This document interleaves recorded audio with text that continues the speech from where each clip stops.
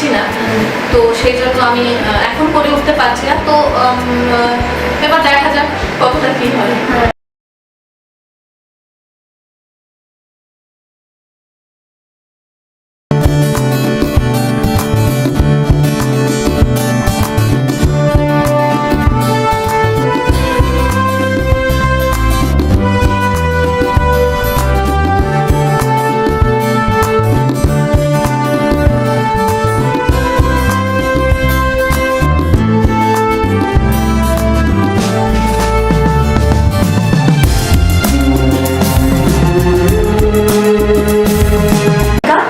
সোনামণি সাহা, ওনার অভিনয় জীবন সম্বন্ধে আমরা জেনে নেব।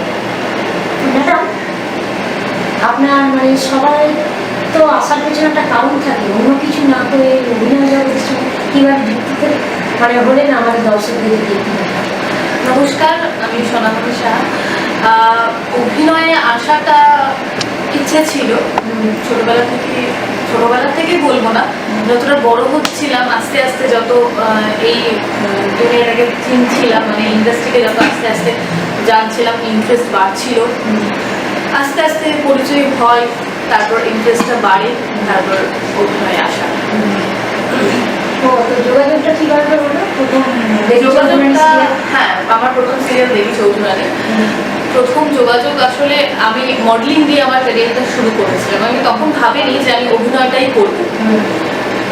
মডেলিং করতে করতে 1-2 বছর পর আমার কাছে একটা মানে আমি এখন যে চ্যানেলের সঙ্গে কন্ট্রাক্টে রয়েছে, মানে স্টার জলসা, এই চ্যানেল কর্তৃপক্ষেরই থেকে আমার কাছে একটা অফার আসে যে এরকম একটা সিরিয়াল আসছে যে দেবী চৌধুরানী নামে, তুমি কি করবে? আমি তখন বললাম যে আমি তো অভিনয় তো কখনোই করিনি, আমি পারবো কিনা আমি জানি না। তারপর ওনারা বলেন যে আমাদের যে চরিত্রটা আছে তার জন্য তোমার মতো একটা লম্বা চওড়া একটা মেয়ে লাগবে। তো তারপর থেকে আমার ট্রেনিং শুরু হয়, অভিনয়ের প্রশিক্ষণ শুরু হয়, মানে ওয়ার্কশপ হয়।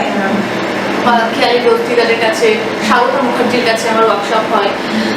তারপর শুধু তাই নয়, যেহেতু দেবী চৌধুরানীতে বিভিন্ন যুদ্ধের একটা ব্যাপার ছিল, সেই জন্য আমাকে শোট শিখতে হয়, ঘোড়া চালানো শিখতে হয়, সবটা শিখে তারপর আমি দেবী চৌধুরানী দিয়ে প্রথম স্টার্ট করি। ওর পরিচালক কে ছিলেন? অমিত সেনগুপ্ত। স্টারে ছিল, মানে প্রডিউসার কি স্টার জলসা সরাসরি? হ্যাঁ, না, প্রডিউসার ছিলেন সুব্রত রায়, প্রডিউসার ছিলেন। তখন বেঁচে ছিলেন? এখনো বেঁচে আছেন। উনি করুণাময়ী রানী রাসমণি চলা? হ্যাঁ, না না না না না, উনি বেঁচে আছেন। বেঁচে আছেন? সুস্থ আছেন, বেঁচে আছেন। আচ্ছা, সুব্রত রায় ছিলেন। আচ্ছা, আর বলছিলাম যে দেবী চৌধুরানীর অভিজ্ঞতা কেমন? যেহেতু প্রথম সিরিয়াল আমার, প্রথম সবকিছু, প্রথম ক্যামেরা ফেস করা, প্রথম সবকিছু জানা প্রথম, সেটা মানে চিরস্মরণীয়, কখনোই ভোলার নয়। প্রত্যেকটা দিন আমার কাছে একটা নতুন একটা অ্যাডভেঞ্চার ছিল। আর মডেলিংটা কিভাবে প্রথম যোগাযোগ?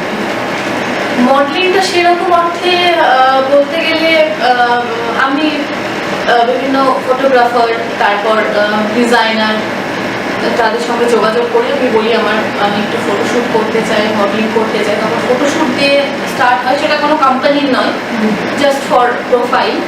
তো সেটা দিয়ে শুরু হয়, তারপর আস্তে আস্তে লোকজনের পছন্দ হয়, সেখান থেকে আমি বিভিন্ন কোম্পানির হয়ে ফটোশ্যুট করি, বিভিন্ন প্রোডাক্টের অ্যাড করি, র্যাম্প প্রচণ্ড পরিমাণে র্যাম্প করেছি আমি বিভিন্ন সংস্থা, বিভিন্ন কোম্পানি, বিভিন্ন লঞ্চিংয়ে। তারপর সেখান থেকে আর কি যাত্রা শুরু।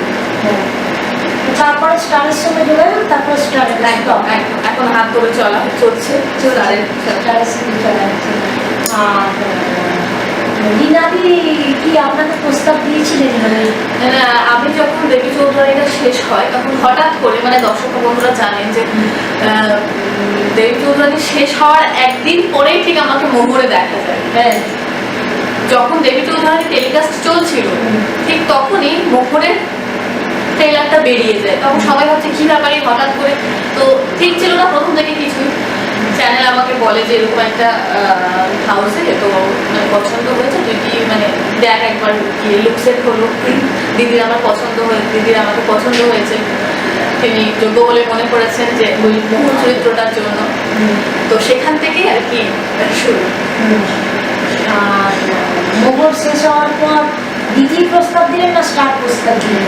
না, আমাকে দিদি আমাকে বললেন যে পরে একটা আমাদের আসছে, তুমি দেখো।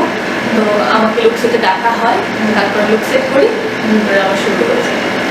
ও, তো মানে মোহরে আপনার বিপরীতে যিনি করেছিলেন প্রদীপ সিং, আমরা তারও ইন্টারভিউ নিয়েছিলাম, তারপরে একটা কাগজে বেরিয়েছি। আচ্ছা, প্রদীপদার ইন্টারভিউ উনি পরিচয়, তারপরে এখানে আপনার বিপরীতে যিনি আছেন তার সঙ্গে পরিচয়, মানে কেমিস্ট্রিগুলো কি? না, আমার যেমন প্রত্যেকটা আমার অপোজিটে যারা কাজ করেছে, যেমন প্রথমে রাহুল মজুমদার কাজ করেছে চৌধুরানীতে, তার সাথে যারা আমার ভীষণ বন্ধুত্বপূর্ণ সম্পর্ক ছিল, তারা আমরা প্রচন্ড মজা করতাম ফ্লোরে, প্রচন্ড ভাবে খাওয়া দাওয়া করতাম, মেকআপের মধ্যে মজা করতাম, প্রচন্ড মজা করতাম। প্রচন্ড খাওয়া দাওয়া আপনার চেহারা দেখে? না, কিন্তু মানে আমি কিন্তু প্রচন্ড খাই, ঝড় কিভাবে ওয়ার্কআউট করি।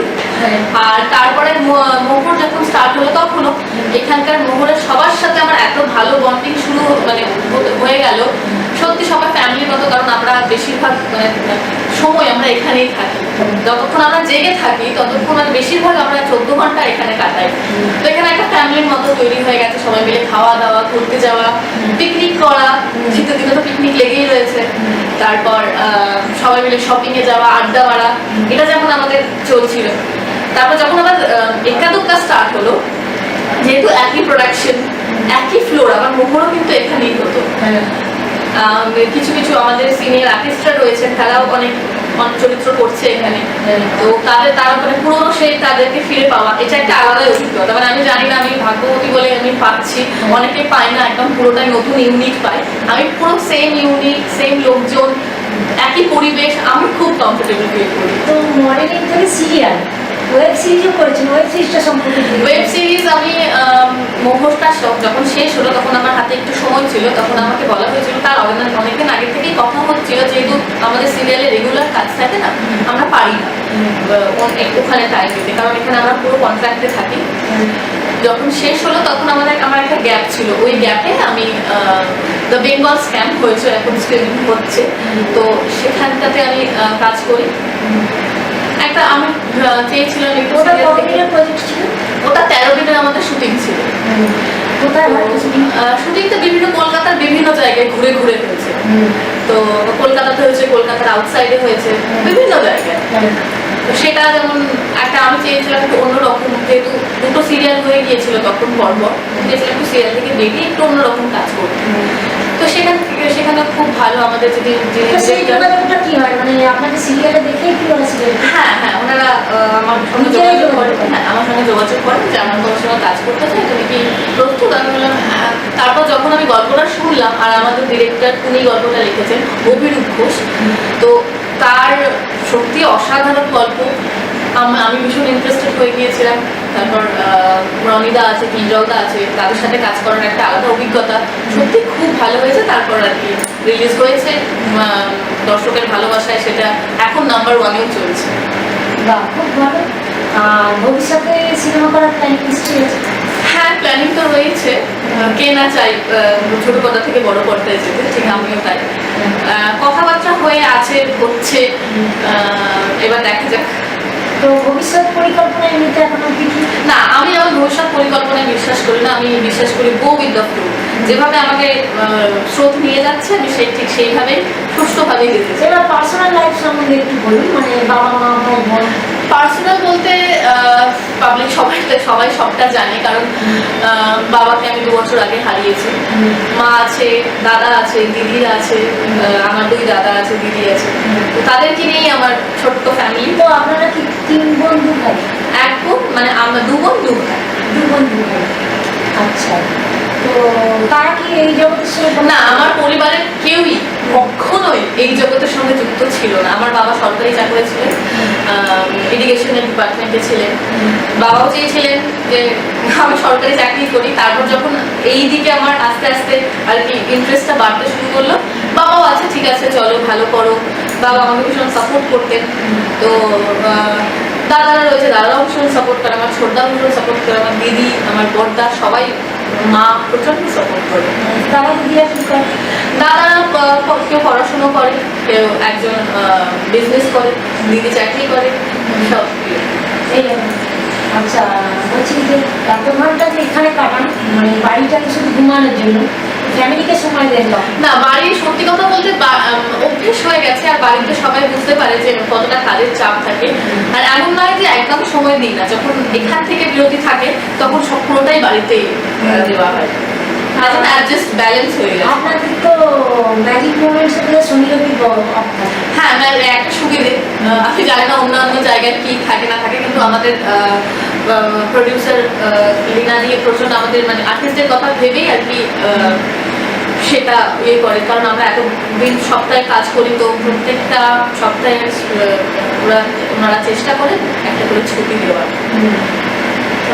আর আগে যখন দেবী চৌধুরী করতেন তখন কি শুধু রবিবার ছুটি থাকতো? না, তখন হ্যাঁ মাঝে মাঝে রবিবার ছুটি থাকতো, মাঝে মাঝে ব্যাংকিং এর চাপ থাকতো, সেই জন্য আর কি রবিবারে ছুটি থাকতো। রবিবারও ছুটি। আর বলছি যে মানে এডুকেশন নিয়ে যদি একটু বলেন। এডুকেশন, হ্যাঁ, আমার স্কুলিং হয়েছে মালদাতে, যেহেতু আমার বনাম বটম মালদায়, স্কুলিংটা মালদায়। তারপর আমি এখানে এসে কলেজে আমি বাসন্তী দেবীতে পড়ি, সেখানে আমি সাইকোলজি অনার্স নিয়ে গ্র্যাজুয়েশন কমপ্লিট করলাম।